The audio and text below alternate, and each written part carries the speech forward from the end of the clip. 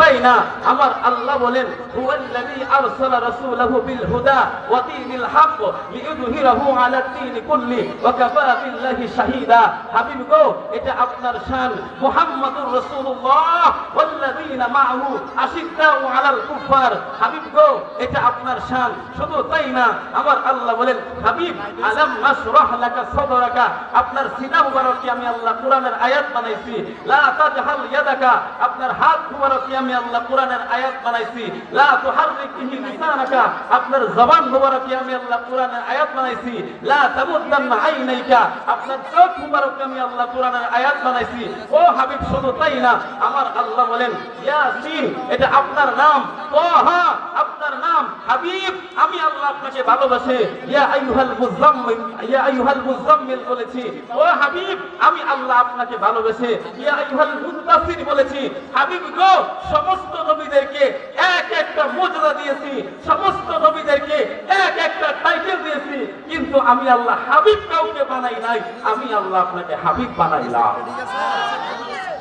জোরে বলুন না সুবহানাল্লাহ। হাবিবের অর্থ কি? হাবিবের অর্থ কি? হাবিবের অর্থ আমরা অনেকেই বুঝি না। হাবিব অর্থ বন্ধু, হাবিব অর্থ দোস্ত, কিন্তু সব দোস্তকে আমার আল্লাহ হাবিব বানাইলেন। আমার আল্লাহ বলেন আদম সফিউল্লাহ, আপনি সফিউল্লাহ, আপনাকে আমি আল্লাহ হাবিব বানাইলাম। হাবিব বানাই নাই।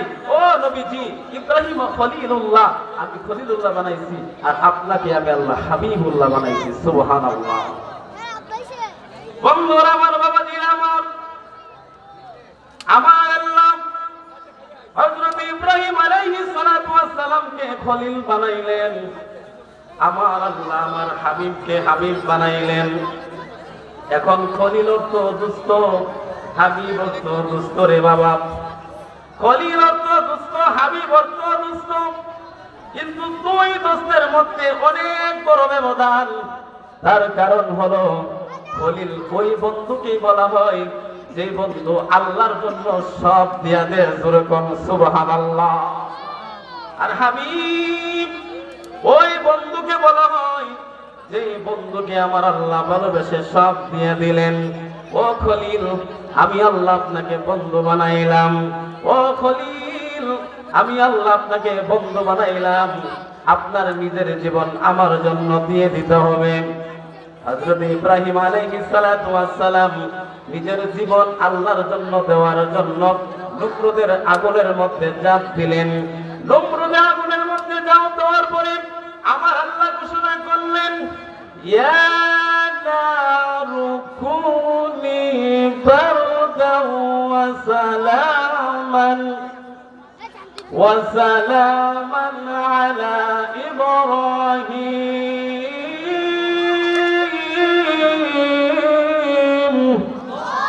আমার আল্লাহ বলেন আগুন রে, আমার বন্ধু ইব্রাহিমের জন্য শান্তি হয়ে যা। মুফাসসিরিনে কেরাম বলেন আমার আল্লাহ এখানে সালামুন শব্দ লাগাইছেন। সালামুন শব্দ যদি আমার আল্লাহ না লাগাইতো তাহলে বেশি ঠান্ডা হয়ে যেত। বেশি ঠান্ডা হয়ে গেলে আবার কি লাগতো?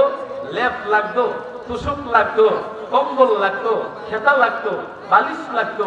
আমার আল্লাহ বলেন এমন ভাবে ঠান্ডা হবি যেন লেপও না লাগে, তুষকও না লাগে, কম্বল বালিশ যেন না লাগে। আবার যদি সালামুন শব্দ আমার আল্লাহ না লাগাইতেন, পরিমাণে একটু বেশি এই আপনার বেশি গরম হয়ে যাইত। যদি বেশি গরম হয়ে যাইত, আমার আল্লাহ বলেন এখানে ফ্যান লাগতো অথবা এসি লাগতো। আমার আল্লাহ বলেন সালামুন শব্দ লাগাইয়া এমন ভাবে বুঝাইয়া দিলাম আমার ইব্রাহিমের জন্য নমরুদের আগুন এমন ভাবে ঠান্ডা হবি যেন কোনো কিছু না লাগে। গোটা আগুনকে তুই ফুলের বাগিচা বানাইয়া দাও। জোরে কোন সুবহানাল্লাহ। ইব্রাহিমের জন্য ফুলের বাগান বানাইয়া দিলেন। ও খলিল, আপনি আল্লাহর খলিল, নিজের সন্তানকে বনবাস দিতে হবে। হযরত ইব্রাহিম আলাইহিস সালাতু ওয়াস সালাম নিজের 6 মাসের বাচ্চা বনবাস দিয়ে দিলেন। খলিল, আপনি আমার বন্ধু, আপনি আমার দোস্ত, আপনার নিজের স্ত্রী হাজেরাকে বনবাস দিতে হবে। ইব্রাহিম আলাইহিস সালাতু ওয়াস সালাম নিজের স্ত্রী, নিজের বিবি হযরত হাজেরাকে বনবাস দিয়ে দিলেন। ও খলিল, আপনি বন্ধু, আপনি দুস্থ, নিজের সন্তানকে আমি আল্লাহর জন্য কুরবানি দিতে হবে। ইব্রাহিম আলাইহিস সালাতু ওয়াস সালাম নিজের সন্তানকে ছুরির নিচে রাইখা দিলেন। ও মুসলমান, তাহলে খলিল ওইটাকেই বলা হয় যে খলিল আল্লাহকে পাওয়ার জন্য সব দিয়ে দিলেন। আর আমার আল্লাহ ডাক দিয়ে কয়, হাবিব গো, আপনি হাবিব, আমি আল্লাহ আপনার প্রেমে পড়ে আপনাকে আমি আল্লাহ 8খানা জান্নাতের মালিক বানায়া দিলাম। হাবিব, আমি আল্লাহ আপনাকে ভালোবেসে আমি আল্লাহ আপনাকে হাউজে কাউসার দিয়ে দিলাম। জোরে কোন সুবহানাল্লাহ। হাবিব, আমি আল্লাহ আপনাকে ভালোবেসে 30 পারা কোরআন দিয়ে দিলাম। জোরে কোন সুবহানাল্লাহ। ও মুসলমান, সর্বক্ষেত্রে সব জায়গায় আমরা নবীকে ভালোবাসতে রাজি আছি। কে কে রাজি আছি? তুই হাত তুলে লাগা দেখায়।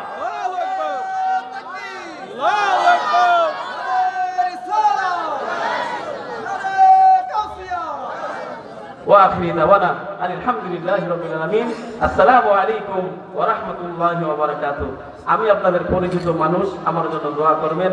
আমি আপনাদের মাদ্রাসার শিক্ষক ছিলাম এবং সফরুল্লাহ গান্ধী হাই স্কুল জামে মসজিদের ইমাম ও খতিব ছিলাম।